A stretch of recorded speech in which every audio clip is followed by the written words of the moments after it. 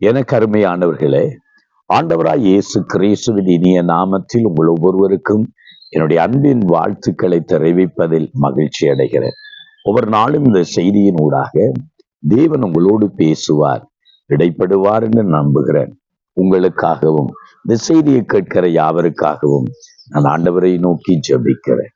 எனக்கு அருமையானவர்களே, இன்றைக்கு தேவனுக்காக நாங்கள் கிரியை செய்கிறவர்களாய், தேவனுக்காய் பாடுபடுகிறவர்களாய், தேவ ராஜ்யத்தை கட்டுகிறவர்களாக நாம் காணப்பட வேண்டும். இன்னைக்கு அநேக நேரங்களில தேவனுக்காக நாம் கிரியை செய்யும் போது, தேவனுக்காக நாம் பாடுகளை அனுபவிக்கும் போது, தேவனுடைய ராஜ்யத்தின் வேலைகளை நிறைவேற்றும் போது சில வேளையில் நாம் அதரியம் அடைகிறோம். எங்களுடைய வாழ்க்கையில நான் தேவனுக்காக ஊழியம் செய்தால் யார் என்னை கவனிப்பார்? தேவனுக்காக நாம் இந்த காரியத்தை நிறைவேற்றினால் யார் நம்மளை உயர்த்துவார், மகிமைப்படுத்துவார்னு நினைக்கிறோம். ஆனால் வேத வசனம் சொல்லுகிறதை நீங்கள் கவனித்து பாருங்கள். எபிரேயரின் புஸ்தகம் 6வது அதிகாரம் 10வது வசனம் சொல்லுகிறது, உங்கள் கிரியைகளையும் நீங்கள் பரிசுத்தவான்களுக்கு ஊழியம் செய்கிறதினாலும் செய்து வருகிறதினாலும் தமது நாமத்துக்காக காண்பித்துள்ள அன்புள்ள பிரயாசத்தை மறந்து விடுகிறதுக்கு தேவன் அநீதி உள்ளவர் அல்லவே.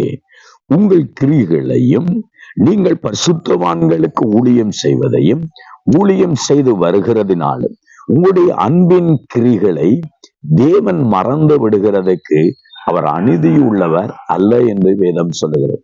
ஆகவேதான் நாம் நம்முடைய மிகுந்த பலனுக்கேற்ற நம்பிக்கையை விட்டுவிடாது இருப்போமாக.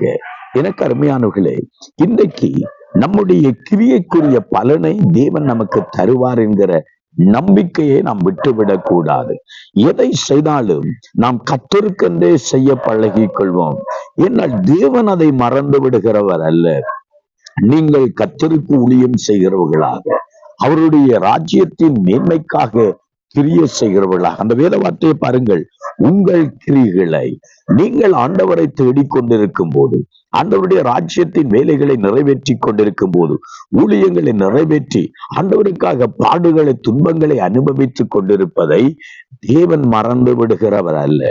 நீங்கள் கர்த்தருடைய ஊழியர்களுக்கு இல்லாட்டி பரிசுத்தவான்களுக்கு நீங்கள் செய்கிற ஊழியங்களை, உதாரத்துவங்களை தேவன் மறந்து விடுகிறவர் அல்ல.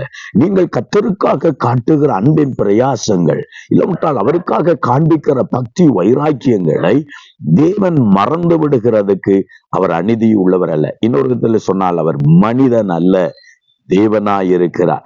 உங்கள் கிரியைக்கு தக்க பலனை கர்த்தர் உங்களுக்கு கொடுக்கிற ஒரு நாள் வருகும். அல்லேலூயா. ஆண்டவர் சொல்லுகிறார், அவனவனுடைய கிரியைக்கு தக்க பலனும் என்னோடு கூட வருகிறது. தேவனை சேவிப்பதினால் அதனால் பலனை அவராலே நாம் பெற்றுக்கொள்ளும் என்பதனால் உங்கள் கிரிகளின் பிரயாசத்தை விட்டு விடாதீர்கள். உங்கள் நம்பிக்கையின் கிரிகளின் பிரயாசத்தை விட்டு விடாதீர்கள். உங்கள் கிரிகளின் பிரயாசத்தின் கிரிகளை விட்டு விடாதீர்கள். தேவன் அதற்கான பலனை தர வல்லவராயிருக்கிறார். ஒரு வேளையில நீங்கள் தேவனுக்காக ஊழியம் செய்து தேவனுடைய காரியங்களை நிறைவேற்றி காயப்படுத்தப்பட்டவர்களாய், அதறியப்படுத்தப்பட்டவர்களாய், சோர்வுற்றவர்களாய் இருப்பீர்களாயிருந்தால் இந்த வார்த்தை உங்களை ஸ்திரப்படுத்தட்டும், பலப்படுத்தட்டும். ஜெபம். எங்களை நேசிக்கிறங்கள் அருமை ஆண்டவரே, இந்த நேரத்தில் உங்களுடைய பிள்ளைகளின் கிரிகளை பிரயாசங்களை ஆண்டவரை நீ மறந்து விடுகிற தேவன் அல்ல, அவர்கள் கிரிகளுக்குரிய பலனை கொடுக்கிற தேவன். உங்களுடைய பிள்ளைகள் இந்த வார்த்தையின் மூலமாய் தைரியம் அடையட்டும், ஆண்டவரே உற்சாகம் அடையட்டும். இயேசுவின் நாமத்தில் நம்முடைய பிள்ளைகளை ஆசீர்வதித்து ஜெபிக்கிறோம் நல்ல பிதாவே. ஆமென், ஆமென், ஆமென். கருமையானவர்களே, உங்கள் கிரியைக்குரிய பலனை தேவன் தருவதனால் நம்பிக்கையை விட்டு விடாதீர்கள். கர்த்தர் உங்களை ஆசீர்வதிப்பார். ஆமென்.